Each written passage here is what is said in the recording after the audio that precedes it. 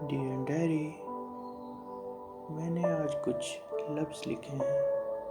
लफ्ज़ जो हमारी कायनात से होकर, हमारी उम्र से होकर एक ब्रिज की तरह एक पड़ाव को पार करने का एहसास। वास्तविकता से ये थोड़ी अलग है, लेकिन मैंने जो लिखा है वो मैं बयां कर रहा हूँ।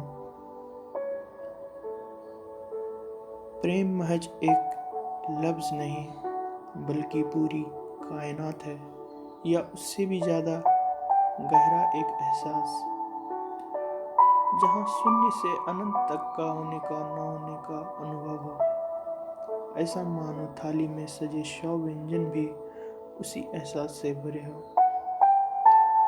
मन मानता भी है और नहीं भी मानता।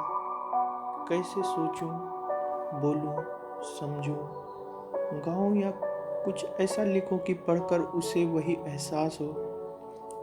ऐसा एहसास कि सब कुछ अधूरा लगे, जैसे उड़ती पतंग को किसी ने काट दिया हो।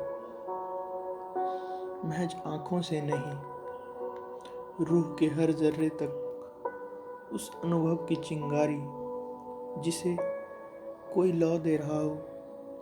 ये हवा का रुख कैसा धीरे धीरे छूकर जैसे कुछ गा रहे हो। मैं अकेला कब था, मैं सोता था, जागता था, जैसे खुद में नहीं हूँ। थोड़ा सा एहसास, परछाई, छुअन, तपन मुझे कहीं खींच रही है। सुनो, अब धीरे से मेरी बात सुनो। इस डायरी और स्याही से लगी कलम को थाम लो। मुमकिन नहीं लगता, घुट रहा हूँ कि एक शोर में, एक जज्बात में। ये मुझे क्या हुआ, मेरे नयन आज क्यों छलक पड़े हैं। आओ जरा रुको, कहीं तिनका सा लगा है। नहीं, मानो वेदना से भरे नयन यूं ही बह रहे हैं। गाना है, गाओ ना जरा, सुरमई राग ही गाना, ऐसा कि शब्दों को सांस से बाहर कर मैं गुनगुना सकूं। बाली, कंगन, पायल, ये सब भी मैंने कल देखा था रामू काका की दुकान पर। अरे ये वाला, वो वाला, उल्टा सीधा कुछ तो लूं।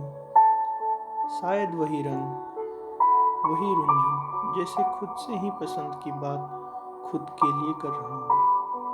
उड़ता हूँ मानो झूला, बगिया या किसी फिल्मों के गीत में। एक सपना जो शायद एक नयन में बह रहा है। पता नहीं ये जंजीर है, कुछ किताबें, कुछ किस्से, कुछ अरमान। फिर जो उड़ जाऊंगा पंछी की तरह हम दोनों। महज ख्याल ही तो है, ये जंजीर नहीं, किस्से हैं। रूहानियत से निकले जज्बात के, कांपते होठों से निकली बात के। समय जरा रुक जाओ, इसे मत जाने दो। शायद वो भी तो समय ही है। चलो एक बात, एक जज्बात, एक किस्सा, एक याद को सहेज कर उसे विदा करें। शायद ये जन्म मुमकिन नहीं, मुमकिन होता तो कायनात से लड़ लेता। चलो समय से समय की बात पूछेंगे। शायद उसे भी कहीं जाना होगा, शायद उसे भी कहीं जाना हो।